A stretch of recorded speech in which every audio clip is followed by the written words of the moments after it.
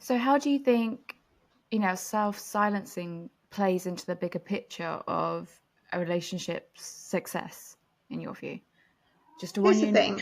cats coming. So just if you hear meows, It's not a child crying, it is a cat. yes, a cat. Um, so here's the thing. The more you self-silence in a relationship, the more you disconnect from yourself, the more the relationship becomes about the other person and meeting the other person's needs, whilst you're Mm. just there on tenterhooks waiting to be seen, heard, and approved on, okay?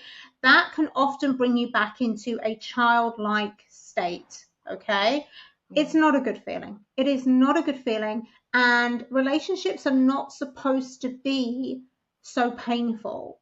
So if you find yourself doing these things, again, bring it back to self. Ask yourself, okay, why am I doing this? How does this make me feel? What is my perception on this? And work your way through it. For those of you that don't do self silencing, like myself now, it is so empowering because you get to meet your needs in the relationship, and you understand that if somebody cannot or will not meet those needs in the relationship, you can meet your own, and that's okay.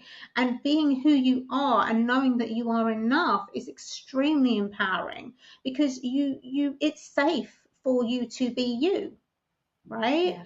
And so what often happens is, I see it in some relationships with those that do self silence, is they're extremely unhappy.